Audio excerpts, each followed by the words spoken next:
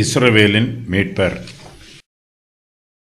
இஸ்ரவேலின் மீட்பரும் அதன் பரிசுத்தருமாகிய கர்த்தர் மனுஷரால் அசட்டை பண்ணப்பட்டவரும் ஜாதியாரால் அருவருக்கப்பட்டவரும் அதிகாரிகளுக்கு ஊழியக்காரனுமாய் இருக்கிறவரை நோக்கி, உண்மையுள்ள கர்த்தர் நிமித்தமும் உம்மை தெரிந்து கொண்ட இஸ்ரவேலின் பரிசுத்தர் நிமித்தமும் ராஜாக்கள் கண்டு எழுந்திருந்து பிரபுக்கள் பணிந்து கொள்வார்கள் என்று சொல்லுகிறார்.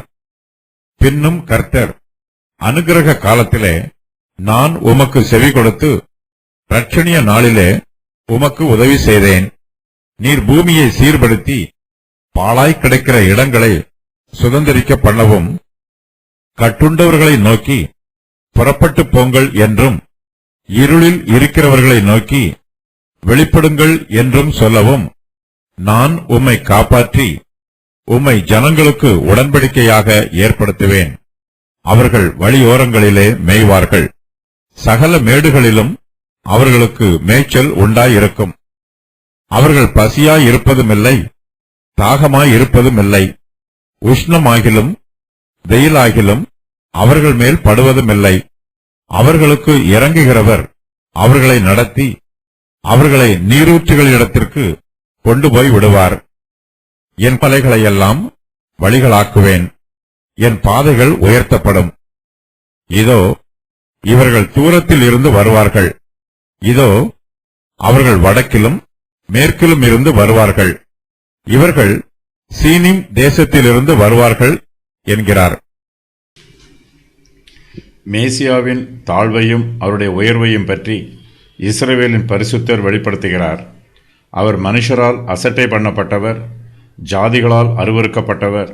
அவர் அசட்டை பண்ணப்பட்டவரும் மனுஷரால் புறக்கணிக்கப்பட்டவரும் துக்கம் நிறைந்தவரும் பாடு அனுபவித்தவருமாயிருந்தார். அவரை விட்டு நம்முடைய முகங்களை மறைத்துக் கொண்டோம். அவர் அசட்டை பண்ணப்பட்டிருந்தார், அவரை எண்ணாமற் போனோம். ஏசாயா 53:3. மனுக்குலத்தை ரட்சிப்பதற்காகவே மேசியா இந்த பூமிக்கு வந்தார். ஆனால் மனுஷரோ அவரை அசட்டை பண்ணினார்கள். அசட்டை பண்ணியது மாத்திரமல்ல, அவரை அருவருக்கவும் செய்தார்கள். பிலாத்து இயேசு கிறிஸ்துவை விசாரித்த போது அவரை சிலுவையில் அறையும் என்று யூத ஜனத்தார் கூக்குரலிட்டார்கள். கிறிஸ்துவானவரோ அடிக்கப்பட்டார், அவமானப்படுத்தப்பட்டார், துப்பப்பட்டார், முள்முடி சூட்டப்பட்டார். ஒரு அடிமையைப் போல சிலுவையில் அறையப்பட்டார். கிறிஸ்துவானவர் அதிகாரிகளுக்கு ஊழியக்காரரைப் போல இருந்தார். ஏரோது ராஜா இயேசு கிறிஸ்துவை பார்த்து எழும்பி நின்று, இவர் யோவான் ஸ்நானன் என்று சொன்னார்.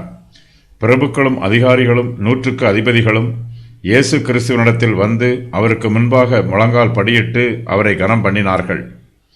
பிதாவாகிய தேவன் தம்முடைய குமாரனாகிய இயேசு கிறிஸ்துவை பற்றி சொல்லிய வாக்குத்தத்தத்தின் பிரகாரமாக இந்த சம்பவங்கள் நடைபெற்றது.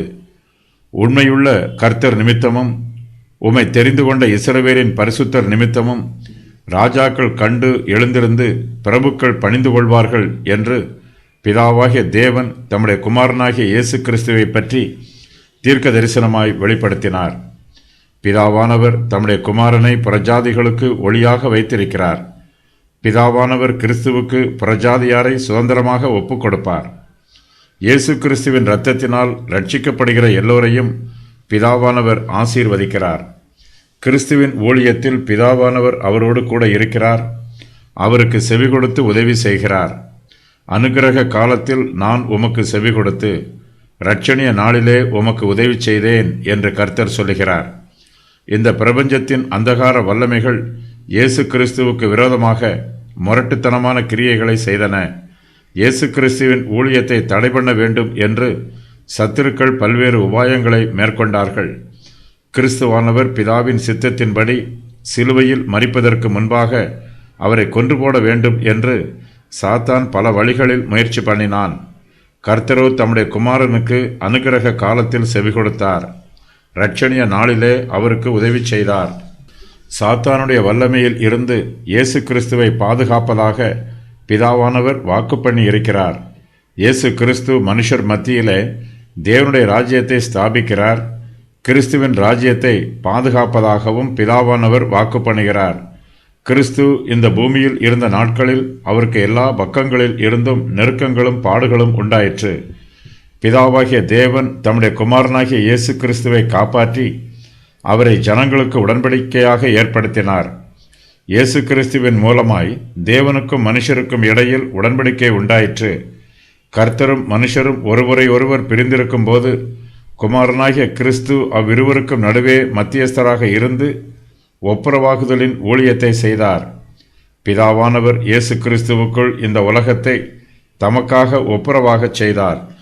தம்முடைய சொந்த குமாரன் என்றும் பாராமல் அவரையே நமக்காக ஒப்புக்கொடுத்த தேவன் நமக்கு தேவையான நன்மையான எல்லா ஈவுகளையும் கொடுப்பது அதிக நிச்சயம்.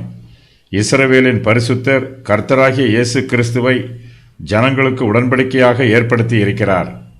பிதாவானவர் தம்முடைய குமாரனாகிய இயேசு கிறிஸ்துவுக்கு ஊழியத்தையும் நியமித்திருக்கிறார்.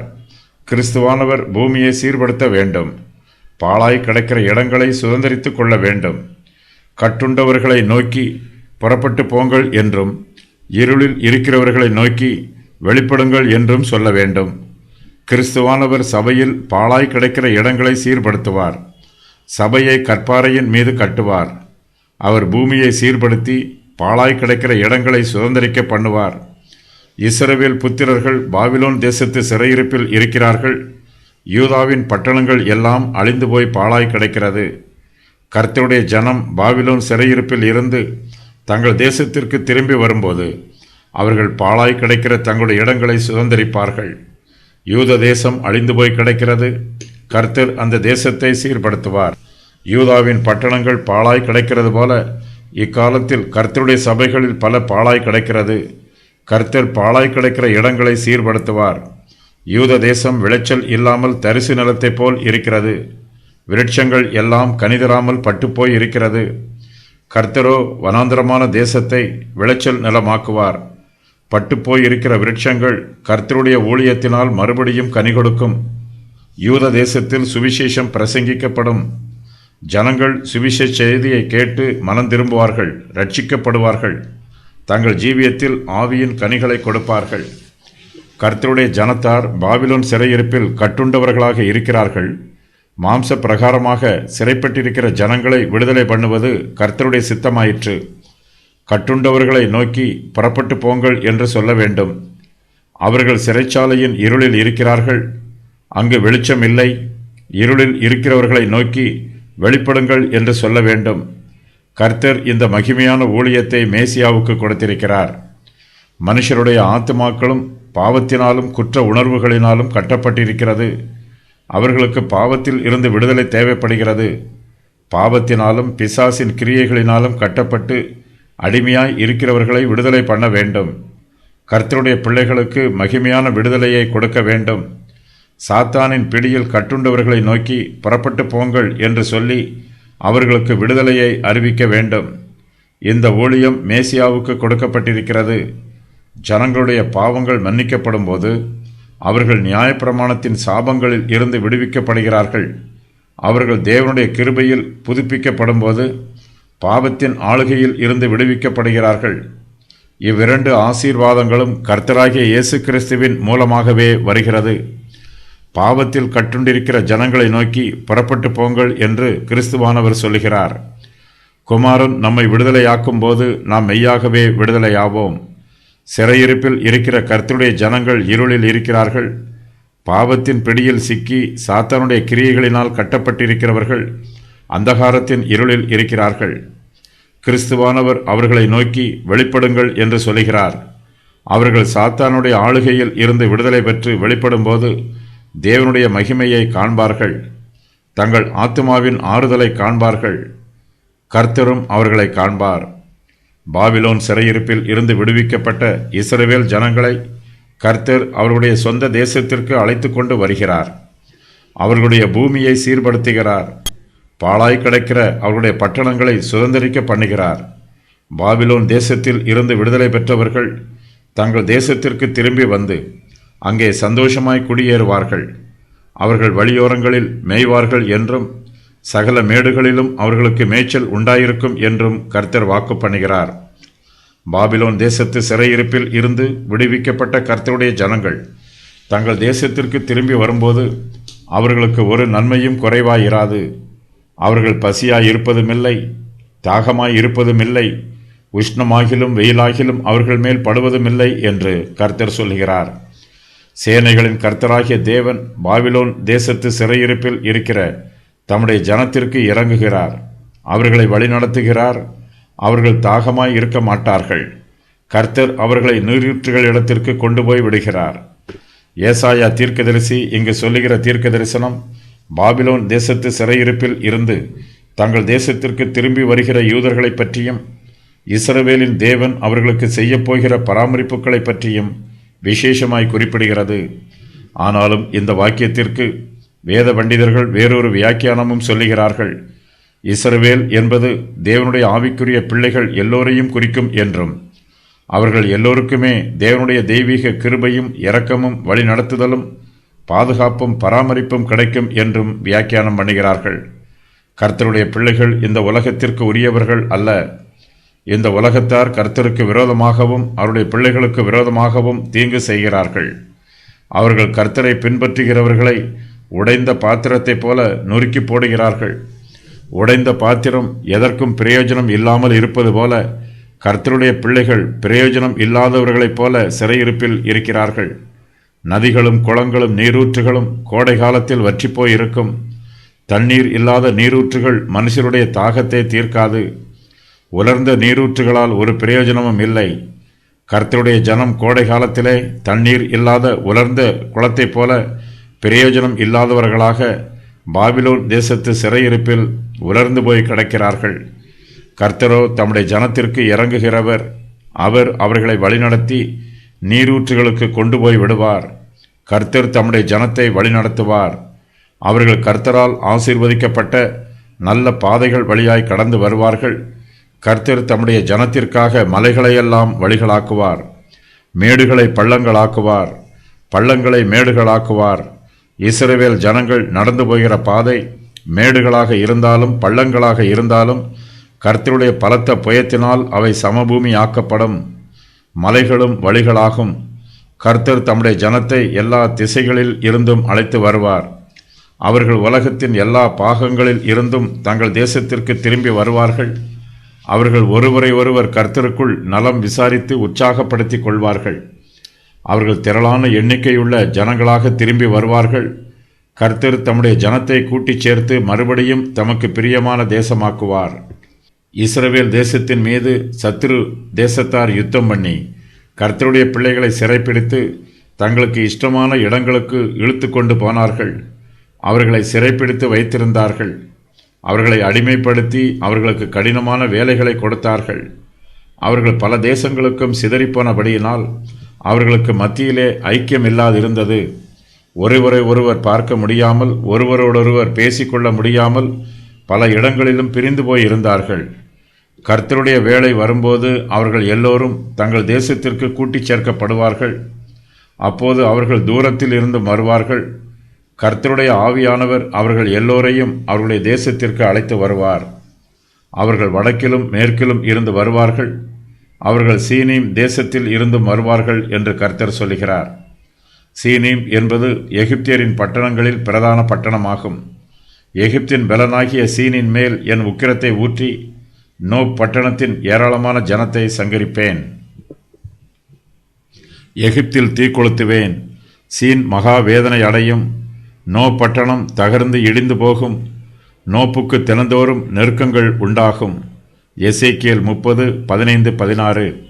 கர்த்தரே தம்முடைய நீதியான தீர்ப்பின்படி தம்முடைய ஜனங்களை பாபிலோன் தேசத்து சிறையிருப்புக்கு துரத்திவிட்டார். இஸ்ரவேல் புத்திரரின் பாவங்களே அவருடைய சிறையிருப்புக்கு காரணம். கர்த்தர் தம்முடைய நீதியினால் தம்முடைய ஜனங்களை தண்டித்தாலும் தம்முடைய பெரிதான கிருபையையும் இரக்கத்தையும் அவர்களுக்கு காண்பித்து சிறையிருப்பில் இருக்கிற தம்முடைய ஜனங்களை விடுதலை பண்ணி அவர்களை தங்களுடைய தேசத்திற்கு மறுபடியுமாக கூட்டிக் கொண்டு வருகிறார். அவர்களை அவர்களுடைய தேசத்தில் மறுபடியுமாக குடியேற்றுகிறார். அவர்களை ஆசீர்வதிக்கிறார், ஆதரிக்கிறார். அவர்களுடைய தேவைகளை சந்தித்து அவர்களை பராமரிக்கிறார். கர்த்தருக்காக காத்திருக்கிறவர்கள் ஒருபோதும் வெட்கப்பட்டு போக மாட்டார்கள். ஜனங்கள் மேசியாவை அசட்டை பண்ணுவார்கள் என்று ஏற்கனவே முன்னறிவிக்கப்பட்டிருக்கிறது. மேசியாவை அவருடைய சொந்த ஜாதியாரான யூதரே அருவருப்பார்கள். காரணமில்லாமல் அவர்கள் மேசியாவை வெறுப்பார்கள். மேசியா தேவனாக இருந்த போதிலும் அவர் மனுஷனாகவும் இருந்தார். மனுஷருடைய பிரமாணங்களுக்கும் பூமியின் ராஜாக்களுக்கும் தம்மை ஒப்புக் கொடுத்து ஜீவித்தார். அனுக்கிரக காலத்திலே நான் உமக்கு செவி கொடுத்து இரட்சணிய நாளிலே உமக்கு உதவி செய்தேன் என்னும் இந்த வாக்கியம் 2 கொரிந்தியர் 6:2 வசனத்தில் மேற்கோளாக கூறப்பட்டிருக்கிறது. மேசியா ஒரு பாவமும் அறியாதவர். எல்லா மனுஷருக்கும் இரட்சிப்பை உண்டு பண்ணுவதற்காகவே மேசியா இந்த உலகத்திற்கு வந்தார். மனுஷருடைய இரட்சிப்பை குறித்து மேசியா பிதாவிடத்தில் ஜெபிக்கும் போது கர்த்தர் அவருடைய ஜெபத்திற்கு செவி கொடுத்து உதவி புரிவார். கட்டுண்டவர்களையும் சிறைப்பட்டு இருக்கிறவர்களையும் விடுதலை பண்ணும் ஊழியம் மேசியாவிற்கு கொடுக்கப்பட்டிருக்கிறது. இயேசு கிறிஸ்து பாதாளத்திற்கு சென்று அங்கு சிறைப்பிடிக்கப்பட்டிருந்த நீதிமான்களின் ஆவியை விடுவித்தார். மேசியா மோசேயின் பழைய உடன்படிக்கையை ஒழித்துவிட்டார். மனுஷரோடு புதிய உடன்படிக்கையை ஏற்படுத்தி இருக்கிறார். இயேசு கிறிஸ்துவின் 2ஆம் வருகையின் போது அவர் இஸ்ரவேல் ஜனங்களோடு உடன்படிக்கை பண்ணுவார்.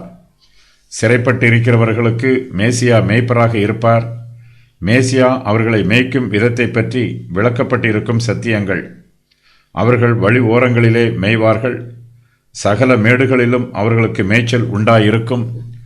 அவர்கள் பசியாயிருப்பதுமில்லை, தாகமாயிருப்பதுமில்லை. உஷ்ணமாகிலும் வெயிலாகிலும் அவர்கள் மேல் படுவதுமில்லை.